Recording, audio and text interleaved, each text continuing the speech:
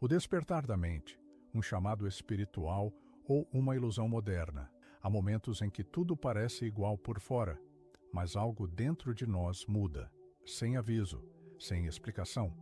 Como se um véu começasse a se rasgar devagar, como se a alma começasse a enxergar com olhos que não são os do corpo. É sutil, silencioso, quase imperceptível, mas, de repente, aquilo que antes passava despercebido começa a incomodar. A vida segue no mesmo ritmo, mas já não faz o mesmo sentido. Pessoas, lugares, escolhas, algo dentro pede outra direção. E você não sabe se está enlouquecendo ou despertando. Vivemos tempos em que todo mundo fala sobre consciência, sobre acordar, sobre elevar a mente. Mas o que é de fato uma mente desperta? Será que esse chamado é autêntico? Ou apenas mais uma ilusão com nome bonito? Em meio a tantas promessas de paz instantânea, autoconhecimento em 7 passos e espiritualidade de vitrine, é fácil confundir ruído com revelação. É fácil acreditar que despertar é saber mais, ler mais, repetir mais mantras. Mas a mente desperta de verdade não é a que coleciona respostas, é a que começa a fazer perguntas que incomodam. Allan Kardec escreveu em O Livro dos Espíritos que o pensamento é o principal atributo do espírito encarnado. Pensar é mais do que raciocinar. É existir espiritualmente. É deixar marcas invisíveis no mundo, dentro e fora de si. E é justamente por isso que o despertar não é um acontecimento externo, mas uma revolução silenciosa no campo do sentir, do perceber, do reagir. A mente desperta não quer controlar o mundo. Ela quer compreender por que antes não via o que hoje se revela com tanta clareza.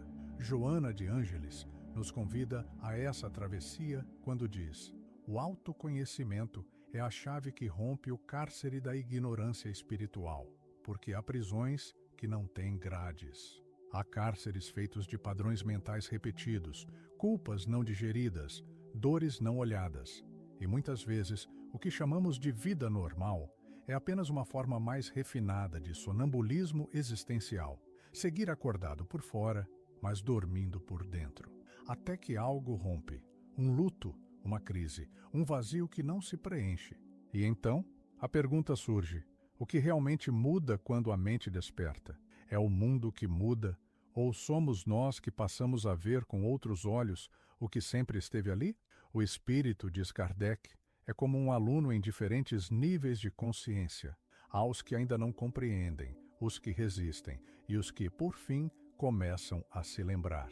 Porque despertar é isso, lembrar. Lembrar que somos mais do que o corpo, mais do que o nome, mais do que as feridas que carregamos.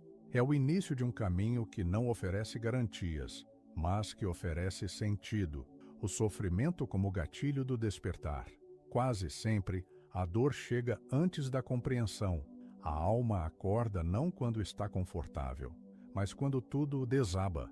São as perdas, as rupturas, o cansaço profundo da alma que abrem espaço para algo novo. Há quem estude o espírito por décadas, mas só começa a enxergar quando o coração quebra, porque há dores que não lemos, vivemos, e é nelas que o espírito começa a romper sua própria casca. A psicologia espírita vê a dor emocional como um toque da alma, não como punição, mas como chamado. Uma convocação invisível para olhar o que vinha sendo evitado, para sentir o que estava adormecido e, principalmente, para lembrar o que realmente importa. Mas há um impulso humano comum: calar a dor, evitar, medicar, disfarçar, fingir que está tudo bem. Só que dor ignorada é lição adiada, e o espírito, mesmo calado, continua a chamar. Muitos só despertam de fato depois do desencarne, quando percebem que correram tanto, mas não sabiam para onde. Viveram muito, mas sem presença. E nesse instante, o que chamavam de realidade se revela frágil. O que era urgente perde a importância, e o que parecia pequeno, amar, perdoar, lembrar, se torna essencial. O pensamento como força modeladora da realidade interna. Allan Kardec escreveu em A Gênese, capítulo 14, O pensamento atua sobre os fluidos como o som sobre o ar. A mente emite vibrações que moldam a realidade espiritual ao nosso redor. Não é exagero dizer: o que pensamos, sentimos; o que sentimos, vivemos. A mente é a oficina invisível onde esculpimos nossas experiências, mesmo sem saber. Mas uma mente desperta aprende a diferenciar o que é pensamento real do que é ruído. Há muito barulho mental travestido de intuição. Há desejos mascarados de pressentimento, e sem esse filtro, seguimos alimentando padrões que nos prendem, não porque a vida não muda, mas porque o pensamento não muda.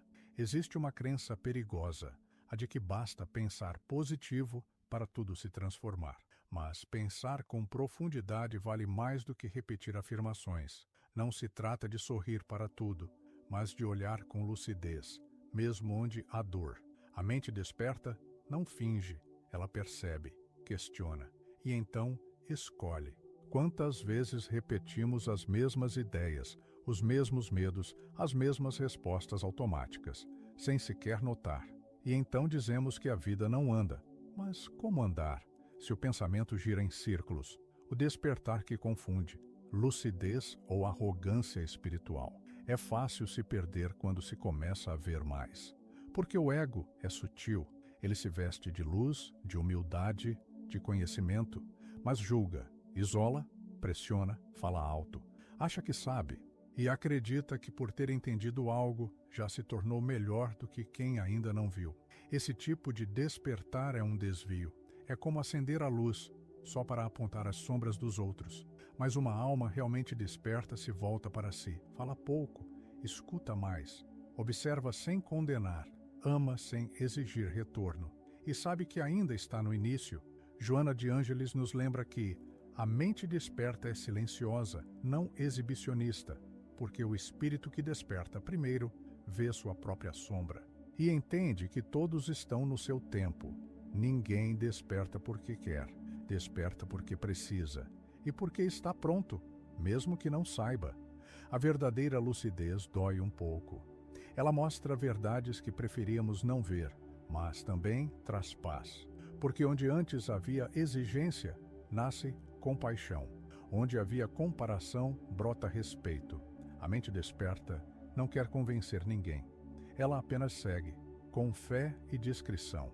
O verdadeiro despertar é sempre ético, não apenas mental. Pensar melhor não basta.